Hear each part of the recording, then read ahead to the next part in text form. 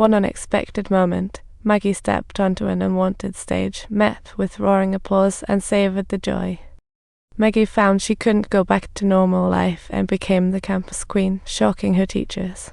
Everyone around avoided her like the plague, but when Bart discovered his mom's hidden side, he gave her an emotional hug. That irresistible passion drove her back to the stage she dreaded. When the mother and son saw in the comic store a comic guy mocking a little boy, Bart immediately fanned the flames. This was her moment to unleash her prankster skills for justice. Maggie thought, instead of the good vs. evil duel, why not make her kid happy? So, a mother-son duo emerged. Bart was the distraction while Maggie slyly coated the comic guy's cola cup with baby oil. Like moonlight, the cola slipped away the tighter the grip, the darker it got. His prize collection was gone instantly. Luckily, things had not gone beyond repair. Now Bart and Maggie were in sync, sending Homer into deep anxiety. He worried, can't they take after me a little less? If Bart doesn't resemble me, and Lisa doesn't either, then am I doomed? Is Maggie the last chance for my greatness? Homer hit the bar to vent his frustrations. My kids don't resemble me at all.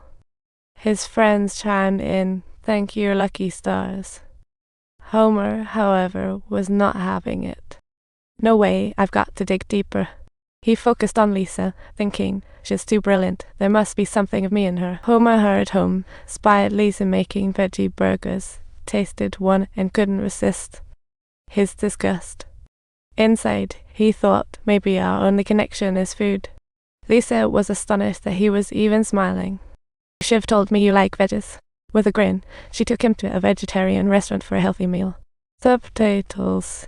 He felt as if his head was filled with tinfoil inside, yet he kept a childlike big grin on his face. Yummy. Dad likes it. Homer headed home to grumble to Marge about the awful meal, but thankfully, sausages were by his bedside. One bite tasted like shoe sole. Surprisingly, Maggie replaced them with fakes. Now he was a full-blown prankster, no one was safe, not even a significant other. After her laughter faded, Maggie began, I don't really like pranks, I feel guilty afterwards. But Bart's passion was irresistible. That inner conflict was tearing my life completely apart. That night, Maggie pondered her choices and resolved to change. The next day she took Bart shopping but found herself blocked by Smithers. The yellow menace is inside, he claimed. I don't want your poor people germs. So, she cleverly called Milhouse on video. Help. My kid has a rash and needs ointment. But Milhouse just shrugged and said, not my concern. I'm just over 120, far from 360. Maggie planned revenge in mind. I don't want to prank, just want them to get their due. When the yellow menace walked out, Maggie swiftly yanked off a necklace and tossed it at his feet. The old menace's face twisted in horror as he toppled, heading towards an uncertain fate. Maggie never guessed it would escalate to this level. Bart slipped away with suspicious agility. Luckily, Bart was light on his feet, just a few scrapes and they escaped the ordeal. Bart mused about how life was a stage and if you want to be bad, do it early. I stole a bird egg, and the bird parents got revenge, and I got caught, now I'm the prey.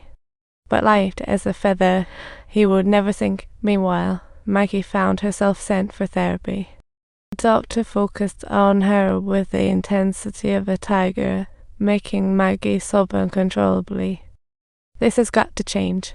Upon returning home, she resolutely tossed away her prankster tool, but clever Bart would never give up his ally so easily. His little antics made Maggie waver. I'm about to break, and my inner demon is laboring away, Mum. Suddenly, a hilarious twist occurred where the hunter and prey switched roles. It was all a clever prank planned for Bart, dubbed the Prodigal Son Returns. Meanwhile, things over at Homer's world were wrapping up splendidly. As he frowned while pretending to enjoy veggie delights, Lisa shocked him by serving a tantalizing veggie dessert. Surprisingly, he's allergic to greens. They share many allergies, oh my. Homer lamented, I guess I inherit you the not-so-great traits.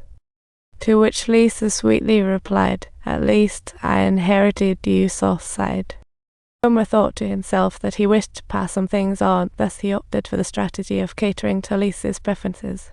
Trying to win a semblance of shared traits, it was indeed the foolish way. Conforming to others just means losing your own essence. In short, I let my daughter mold me when I initially aimed to pass down some qualities of mine, but as things twisted, I ended up in a radically different scenario.